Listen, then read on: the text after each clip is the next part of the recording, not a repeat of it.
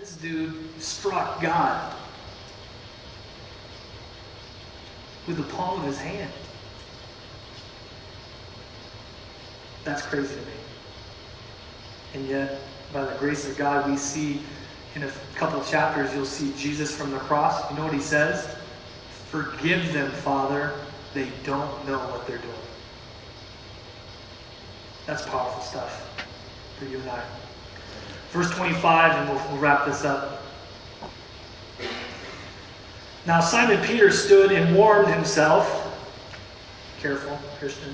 Therefore they said to him, "You're not also one of his disciples, are you?" Time and time again. He denied it and said, "I'm not." In other gospel writings, it says at this point he starts cursing. Bleep, bleep, I'm not one of them. Bleep, bleep. Cursing out. Verse 26, one of the servants of the high priest, a relative of him whose ear Peter cut off, said, "Did I not see you in the garden with him?" And Peter then denied again, and immediately a rooster crowed. Again, Jesus had said to Peter clearly, before the rooster crows, you're going to deny me 3 times. And sure enough, this did. In Luke chapter 22, Luke records at this time, Jesus actually, when the rooster crowed, Jesus actually physically turned and locked eyes with Peter.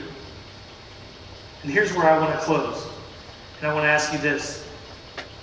What do you think Jesus' eyes looked like at that point? Put yourself in Peter's shoes. You had just denied him. After defending him, taking a sword and whacking someone's ear off, ready to go for it, and then the next minute, that's in the spirit. Next thing, you're in the flesh and you're denying him. And Jesus catches wind of that and actually sees you. What does his eyes look like? I want you to think about that. Did his eyes look like eyes filled with cockiness? Like, I told you so, Peter. Perhaps it was disgust. Was it eyes of disgust? Man, if I could just get out of here right now, Pete, you'd be going down.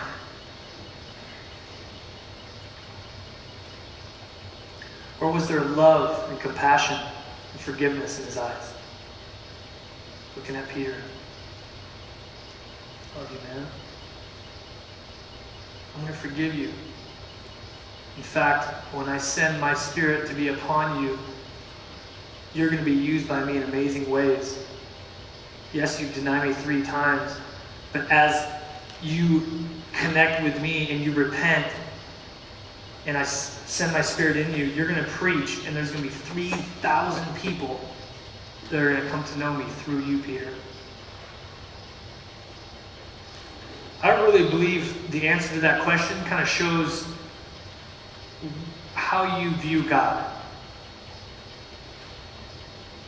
If you think that they're eyes of anger, you might perhaps have been raised with a tainted view of who God is, that he's some big ogre in the sky that can't wait to take you out for the bad choices you've made.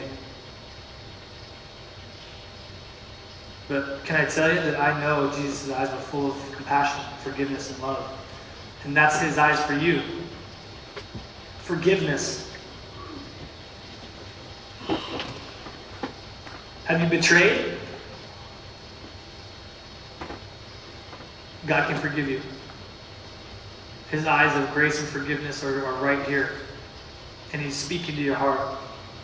Perhaps you have been betrayed and you have that bitterness. It's time to let it go. As we defend Jesus Christ, let me reiterate, let's do it with tact and love, not with daggers. Please, church, let's defend him with grace and love. And finally, where are you now? Are you denying Christ on a normal basis? You're at school.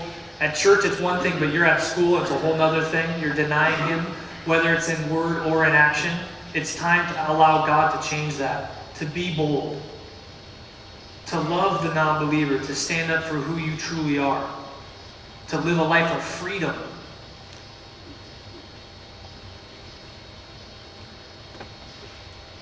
That's my prayer for me and for you, that God would grow us in that. Amen? Let's pray.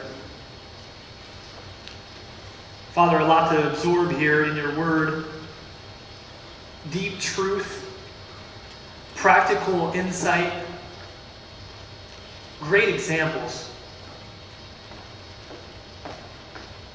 Great examples that we can really relate to, where we've been, where you can bring us out of.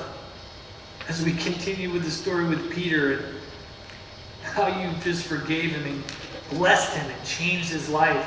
Certainly that can happen here. I pray that that would resonate in our hearts today and you would do what only you can do. Miracles. Miracle after miracle in every single soul here. One day at a time. Conforming us into your image, Lord. That's my prayer. In Jesus' name.